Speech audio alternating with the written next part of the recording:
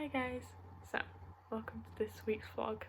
Well, I say this week's, this is editing me jumping in because there was no introduction for the vlog, so when I was editing it I was like, I need to jump in here and at least say hi. So weirdly this starts on Wednesday and ends on Friday, so I say weekly vlog, it's actually like 2-3 days. Yeah, I don't think I even filmed Thursday, so it's a 2-day vlog, but it's a weekly vlog, if that makes sense.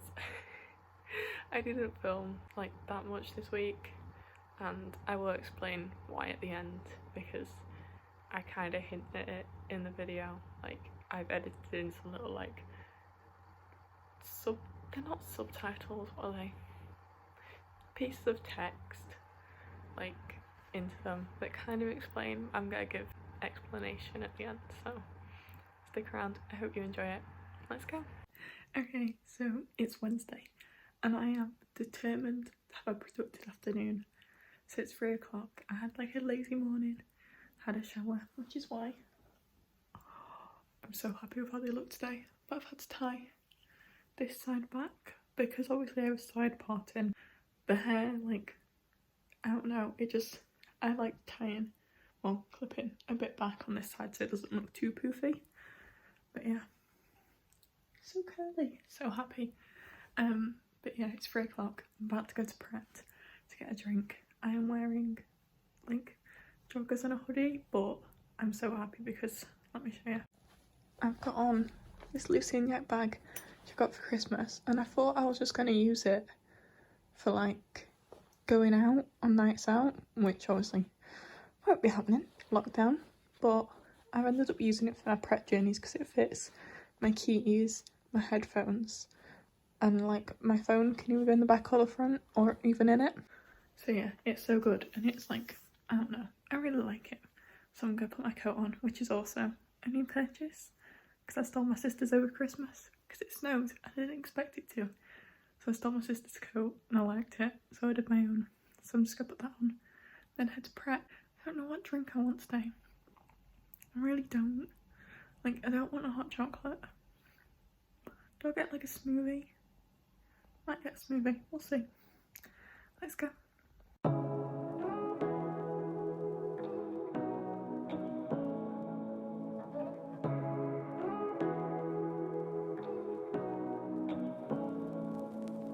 Say what you wanna say to me now. I wanna wake up with you in the morning. Show me there's nothing fake to me now. I wanna wake up with you in the morning. Say what you wanna say to me now. I wanna wake up with you in the morning.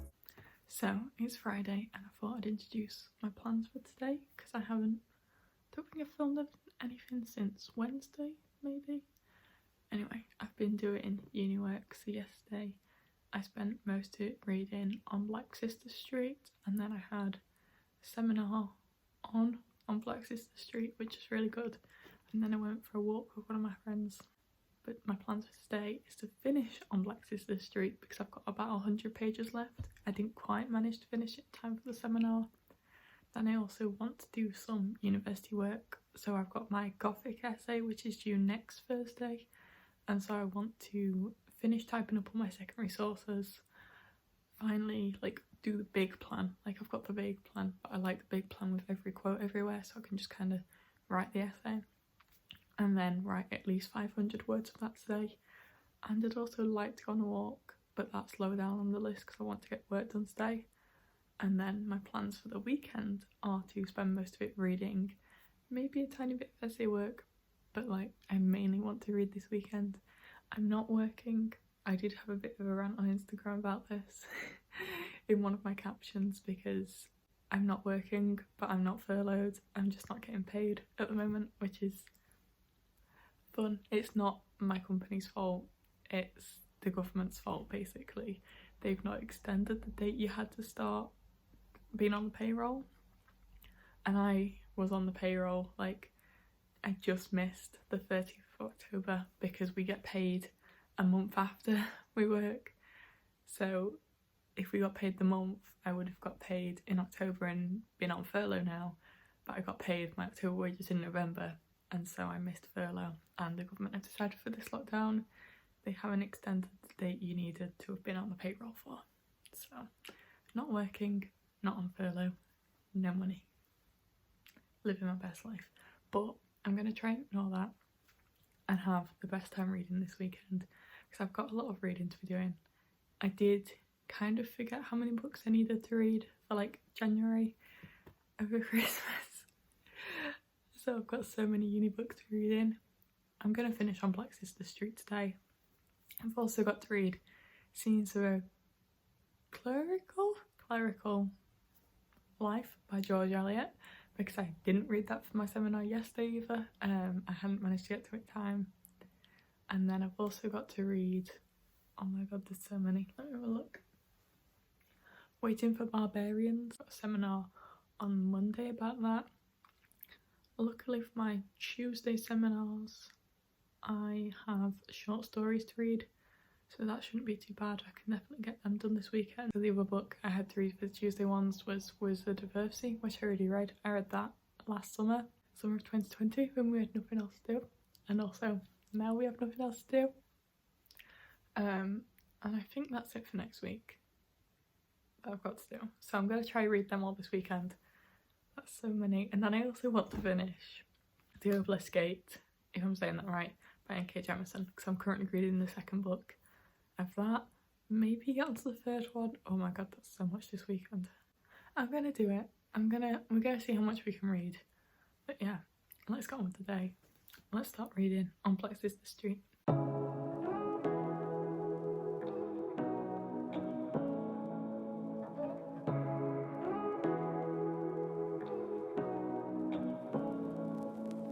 Say what you wanna say to me now.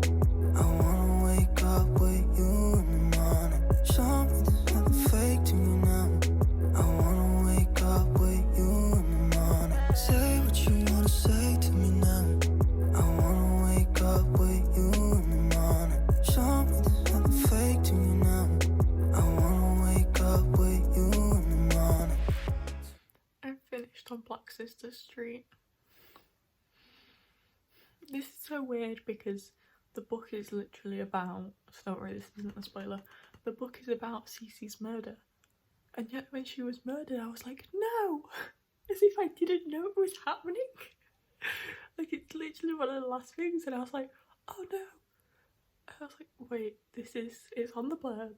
It, like, you get told it in like the second chapter that it's about her murder, she's been murdered, and the story is about her lead up to that, how she came into this life, but also how the women she lives with came into this life of prostitution in Belgium, it is.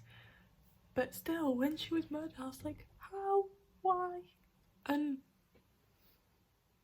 I was like guessing who was going to be the murderer throughout the entire thing, because the police came and said that it was like a racial attack, and I was like, I don't think so, because the line the story's going down, it doesn't seem like a racial attack, it seems like planned, it's a premeditated murder. And I was let's just say, who did it shook me, but like I kind of guessed. There was something hinted at in like a few chapters before, and I was like, and then and I was like, oh.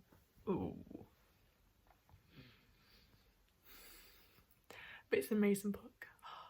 I gave it 4 out of 5 stars, and it's one of those where I was reading it, and obviously I had to read it for university, and as I was reading it, the first bit I was like, oh, I don't really understand what's happening, because they're flicking back and forth between her life in Nigeria and her life now. They're also flicking back and forth with people we don't know. It's in a sense of like, nobody knows this guy she's with, Luke, but then we find out who he is, and then, well, I was a bit like, I don't really know what's happening, and maybe this form isn't for me. It's contemporary but crime, so I don't really know how I feel about this. So originally I was like, oh, 2 stars. Then I got a bit more into it and I was like, oh, 3 stars. Definitely at this point, unless it goes back down. And then reading more and more, I was like 3.5. And then I'm not sure if I was influenced with my seminar yesterday, because obviously I spent 2 hours discussing it, which obviously does help you bring up its rating, or it can bring it down depending on like how the discussion goes. But actually, like, the seminar made me want to read more, and unfortunately I didn't finish it before the seminar. I did want to finish it, and then I finished it and I'm like, yeah, this is definitely a 4 stars. It's not 5 stars for me, but it's definitely a 4 star, like strong 4 star. Oh my god, it's so good. It speaks about topics that are intense. Like, there's a lot of trigger warnings for this book. I wouldn't read it if you think you're going to be affected by rape, incest, child rape, gang rape. There's a lot of rape, slavery.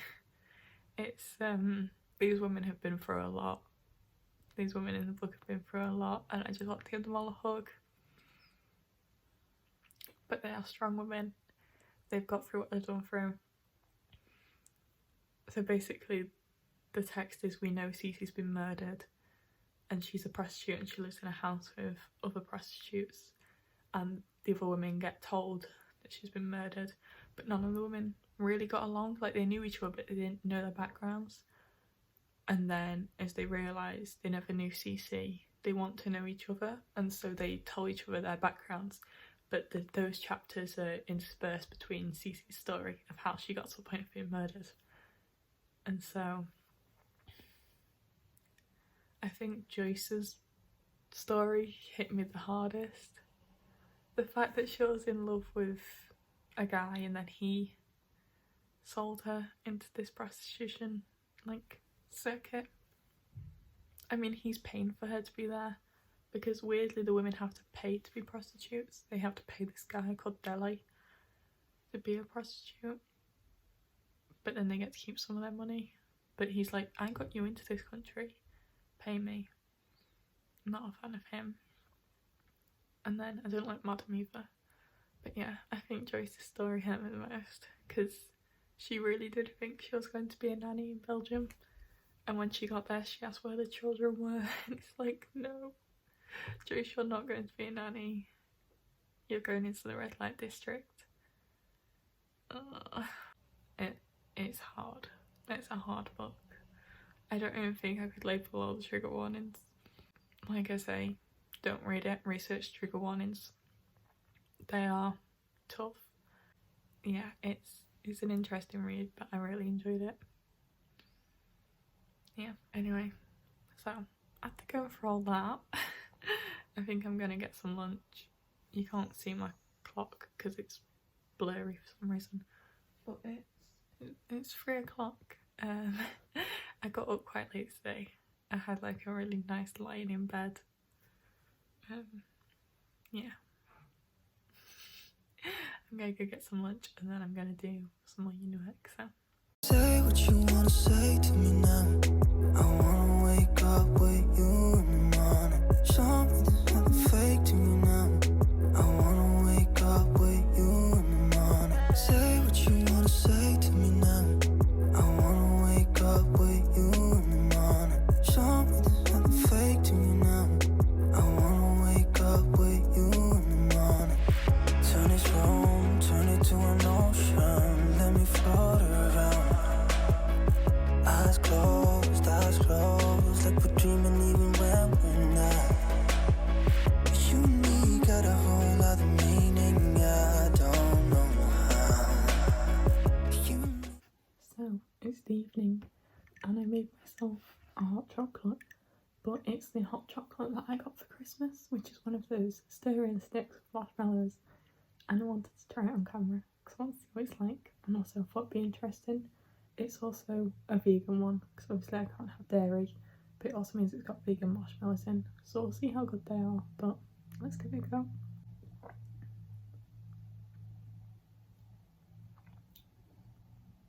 You can tell it's vegan because it's not creamy. The only creaminess is coming from my coconut milk, because I get a really creamy coconut milk. But yeah, it's quite bitter, but it's still really nice.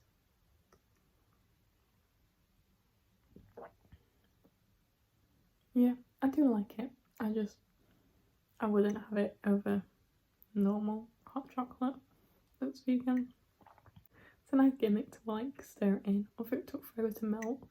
But again, that's because it's dark chocolate and it doesn't melt as quickly as milk chocolate. But yeah, give them a go if you want to try them because they're not bad. So that was the vlog. Like I say, it was only really 2 days, but I thought I'd give a bit of an explanation of why there wasn't much more. So I mentioned on Friday that I'd had a lie-in, and I called it a nice lie-in. It wasn't a nice lie-in. I wasn't feeling well. I was struggling with chronic pain. Since then I've been to the doctors, I've had blood tests, and I'm waiting for results on why I'm in so much pain constantly. So the lie-in was actually because I couldn't get off bed because I was in so much pain, and then that's why I didn't do any reading on the weekend. Because I think in one of the clips I'm like, I'm gonna read this, I'm gonna read that, I'm gonna read that, I'm gonna read that. No, you did not. I read nothing. I laid in bed and watched YouTube all weekend. And in fact, if I moved from my bed to this sofa. That was probably it. I think at one point I maybe might have like done a little bit of work, and I'm talking like 20 minutes when I could manage it, but I really struggled that weekend. It was like quite bad, and then I don't think I got up on Monday either. Not fun, but little explanation of why I didn't do any reading and why the vlog ended on Friday. I didn't want to just film me being like, I'm in bed watching YouTube. Like, just thought I'd explain that because like I say, this vlog was actually meant to be the vlog where I then spent like the weekend reading. I was gonna have like bits of uni work done, like spend half an hour on essay, get an hour of reading, spend another half an hour on essay, like have a really good weekend. Didn't happen. But anyway, yeah, I really hope you enjoyed this video nonetheless. It was kind of fun. It's kind of fun to get back into the swing of it, of doing videos. I've enjoyed doing this week's vlog, so you'll see that next week, I believe, if I can edit in time. We'll see. Anyway, thanks for watching. Bye.